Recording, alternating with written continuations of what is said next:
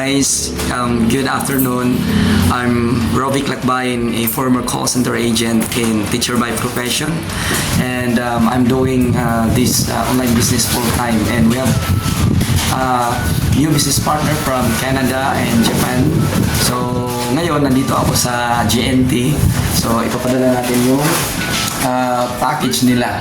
Okay? Ayan, health and wellness product na nakakatulong sa atin para mas lalong maging healthy. Okay? And wealthy. Okay?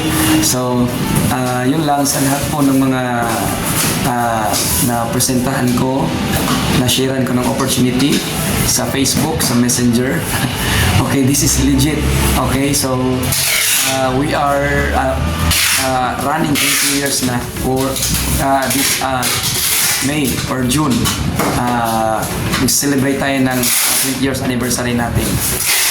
It could be in MOA, wala pang petsa, pero wala pang eksaktong address kung saan namin o venue kung saan namin i-celebrate yung anniversary. 20 years na. So matagal na tayo, kaya legit, huwag mo na ito pag-isipan. Okay? So nandito kami, may magandang, sobrang ganda ng sistema na na-create mismo ni Sir Marlon De Vera, na dating OFW for 15 years as musician kasama yung wife niya. So nung sa 15 years na yan, walang naipon, okay? Meron pala resibo. Umuwi sa Pinas kasi na-miss nila yung anak nila si Ason, and then yun, sumubok ng traditional business, yun, nalugi, wala, hindi rin nag-work. And then yun, na-share siya ng ganito opportunity, and then in the span of 3 years, yun, nabago buhay niya, pati pamilya niya, kumikita kasama ang pamilya, buong pamilya, at masaya.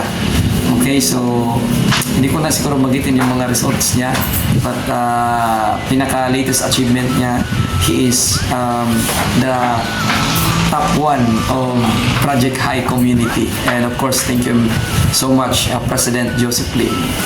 Okay? So, minamaximize ko lang yung oras habang nasa GNT. Malamig rito eh. Okay? So, ayun, sa kapanood ka ng video to, huwag ka na magduda. Alis na yung duda. Okay? Just need to trust. Okay? Tiwala ka lang kasi marami kami business partners, mga OFW. Okay? Totoo, hindi lang naman ikaw ang sinira namin ng opportunity as OFW. Ang dami na. And may mga nagtiwala, mayroon ding hindi. Pero yung mga nagtiwala, may resulta sila ngayon. Kumikita. Scroll mo lang yung Facebook ko, kikita mo dun yung mga results. Okay? And kagandahan, may isa pa akong nakilala na actually sa OFW siya from Saudi for 5 years.